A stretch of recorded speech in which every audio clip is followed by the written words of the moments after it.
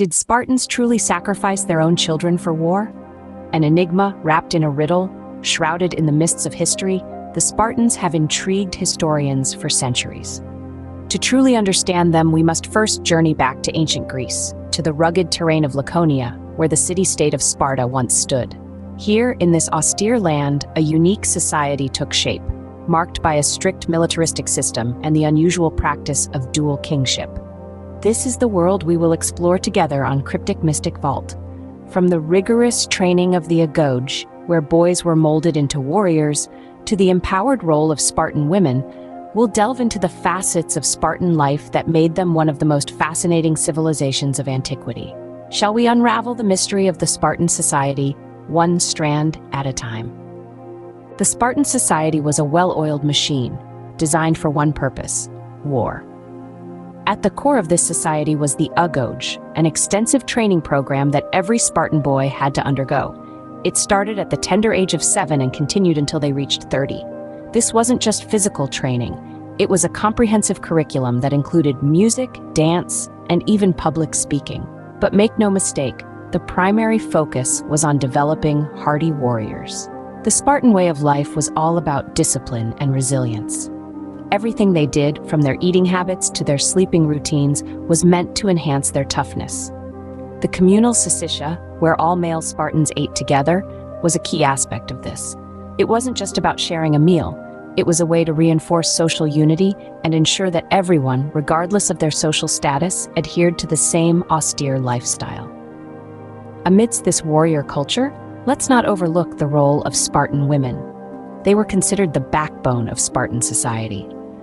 While their primary role was to bear and raise strong Spartan children, they also enjoyed a level of independence and respect not often seen in other ancient societies. They were educated, owned property, and were even trained in athletics. Spartan society was undeniably unique. It was a society that prioritized the collective over the individual, where every aspect of life was geared towards the production of elite warriors.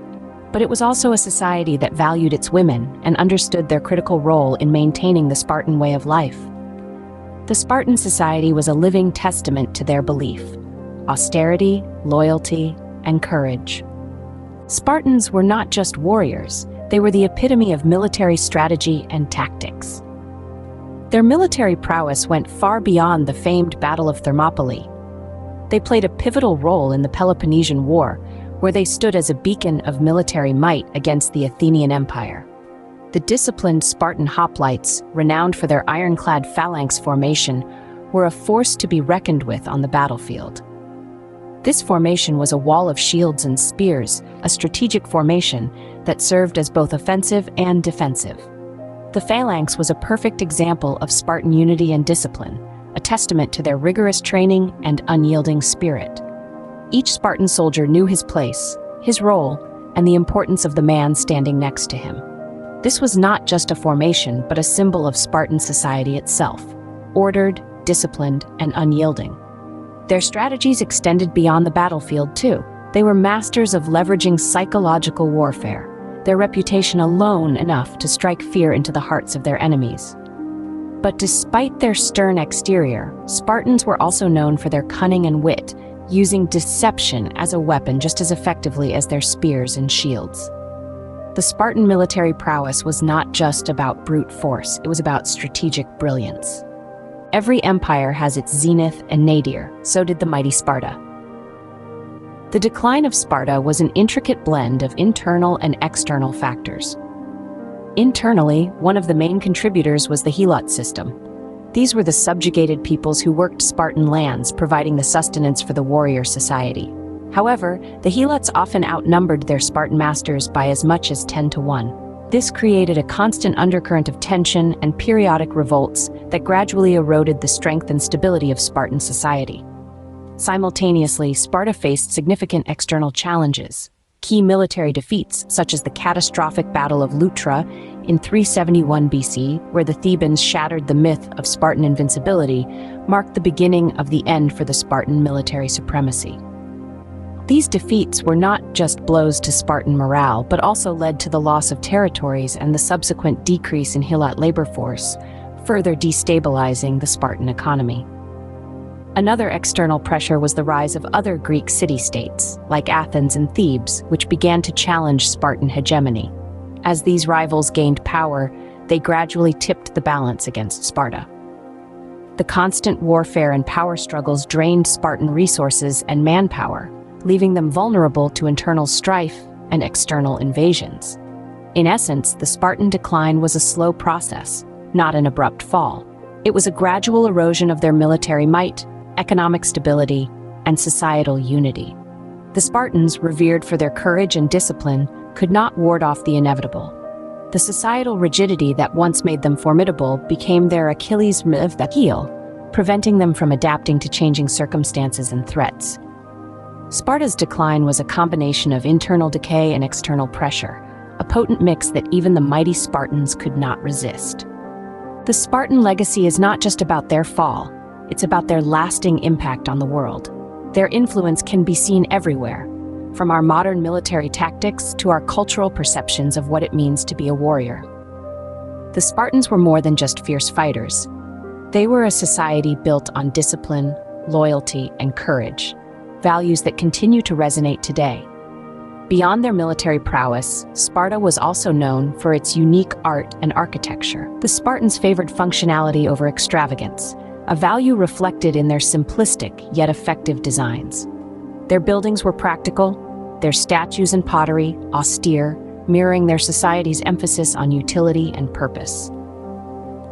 This Spartan aesthetic, this celebration of simplicity and functionality, has found its way into modern minimalist design philosophies. Moreover, the Spartan myth has been etched into our collective consciousness, often romanticized in pop culture. From films like 300 to countless novels and video games, the image of the indomitable Spartan warrior pervades our media. Yet, it's important to remember that while these depictions capture the Spartans' bravery and tenacity, they only tell part of the story.